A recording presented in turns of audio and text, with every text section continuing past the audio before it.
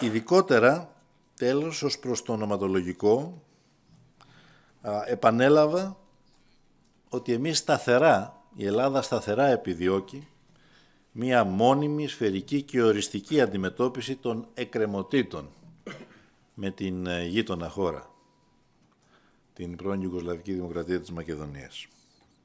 Και αυτό σημαίνει μία λύση erga omnes, δηλαδή μία λύση με σαφή δέσμευση για ένα όνομα που θα χρησιμοποιείται έναντι όλων, τόσο για εξωτερική όσο και για εσωτερική χρήση.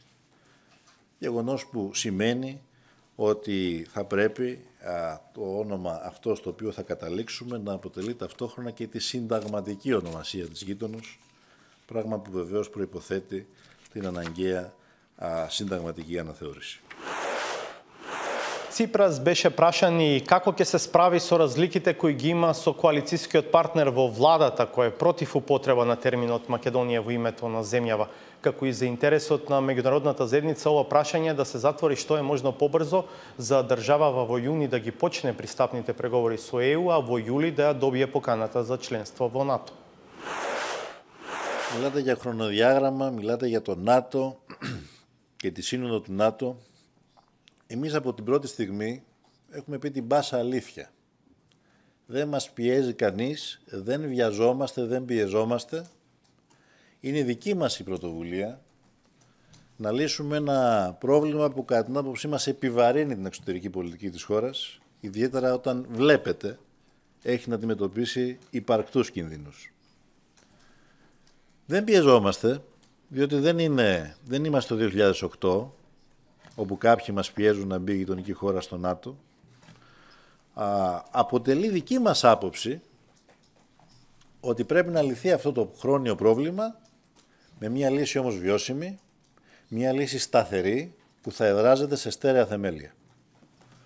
Και για αυτό το λόγο πήραμε αυτή την πρωτοβουλία να συναντήσω τον ομόλογό μου στο Νταβός και να ανοίξουμε ένα διάλογο, επικοδομητικό πιστεύω, και για την οικοδόμηση μέτρων εμπιστοσύνης, αλλά και ένα διάλογο για το πώς θα μπορούσε να βρεθεί μια αμοιβαία αποδεκτή λύση που θα μας οδηγήσει ένα βήμα πιο μπροστά.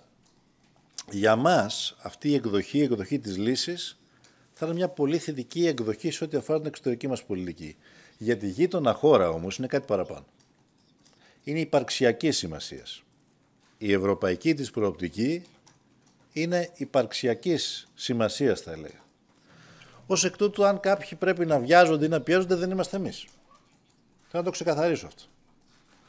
Εγώ όλα όσα είχα πει από την πρώτη στιγμή και με συνέντευξή μου στις 20 του Γενάρη, όπου έθετα τις προϋποθέσεις που αποτελούν εθνική γραμμή εδώ και πάρα πολλά χρόνια, δεν είπα κάτι καινούριο, όλα όσα είπα στον ομόλογό μου στη συνάντηση στον Νταβός ισχύουν και σήμερα.